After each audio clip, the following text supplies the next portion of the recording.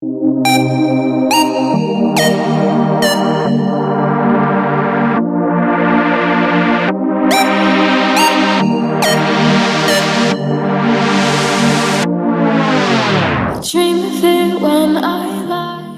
going on? It's MF2 bringing you a review of the WeTech M4CQBR.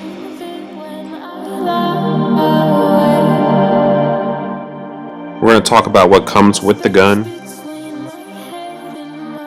We're going to talk about the general aesthetics, the metal finish, the body, paint, such. We're going to talk about the performance, reliability, gas efficiency, blowback.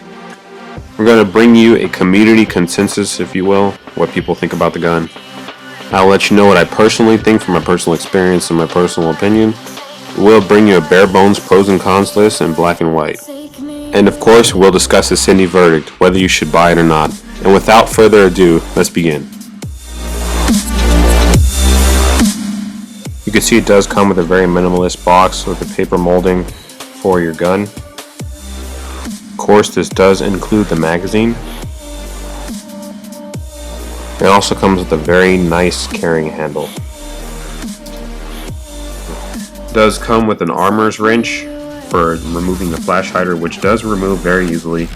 It doesn't have any glue on it, well, at least mine didn't, so which was really cool.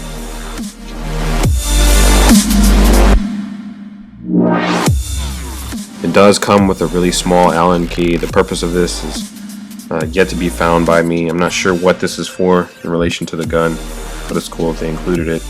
Also does come with a speed loader for the gas magazines. Let's move on to looks. I'll be waiting.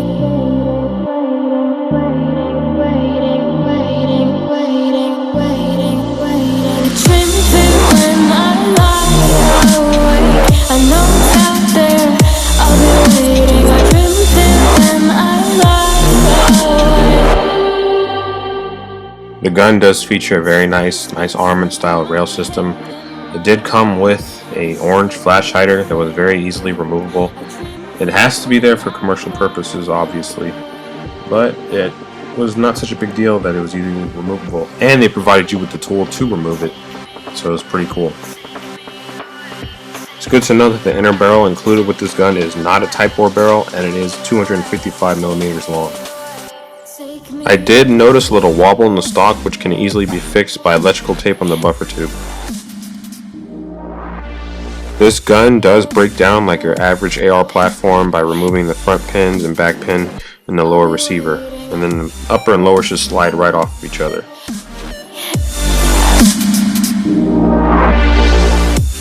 This gun does feature an interesting style charging handle. It's much like the real steel version, where you do need to pull down and then out instead of just pulling out like the WA and KWA LM4. You can tell that this gun does feature a plastic nozzle lock on the bolt, which I'm not too much of a fan of.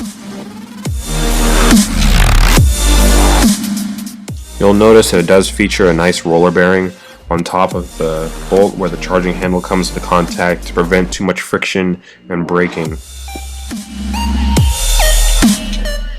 Unlike any other gas blowback AR-15 platform I've seen, this does feature a trigger box system or trigger group box system where it has everything in the trigger group inside a box, so you can easily drop in, drop out a whole trigger box system that is upgraded and such. You'll notice that the roller bearing on the hammer is actually significantly smaller than any of its competitors like the KWA LM4 or WA or GMP. It's not too much of a big deal because of the roller bearing on top that compensates. You can see the function of the sear. It's pretty smooth.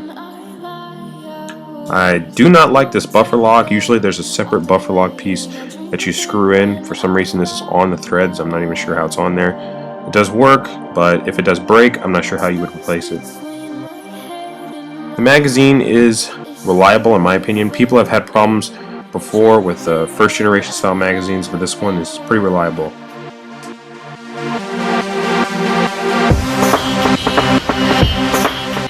This gun does feature realistic safety where you cannot put the gun on safe unless the bolt is charged, and you'll see here It's not moving the safe until I charge the bolt, and it freely goes to safe. You can see the trigger reset here is nothing special, but it is not too bad.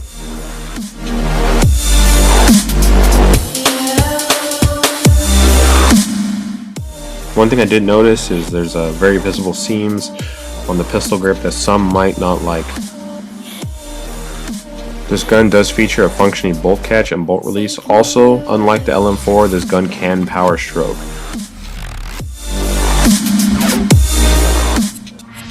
The biggest concern that people have had in the community with this gun is the version 1 style magazines. Were not reliable at all and very expensive for what you were getting. I do like, however, that they have fixed that problem with the version 2 magazines. Are very reliable. Speaking from my personal opinion, there's a couple things I really did like and I'd like to take note of. Then pulling back the charging handle felt significantly more realistic on this gas blowback than any other. Obviously the buffer spring isn't as tightened, but it did feel very, very cool. Also, I did like the general presentation of the gun and performance. When you're dumping a mag, it just feels great.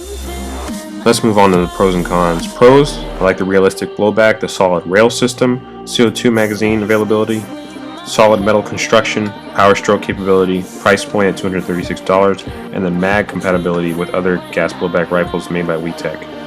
Move on to the cons. The bolt catch doesn't always work. The hammer roller is a little bit small, stock wobble, and the pistol grip having the seams, and it does shoot a little hot for most fields.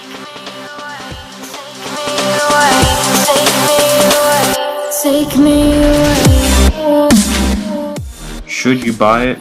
If you had the money to spend, I would honestly tell you to go for the KWA LM4 PTR, just for the sheer fact that you're shooting a KWA and you know that it's not going to break on you. And in the back of your mind, when you're shooting anything from WeTech, as much as I love WeTech, there's a certain feeling in the back of your mind that what you're shooting is going to eventually snap.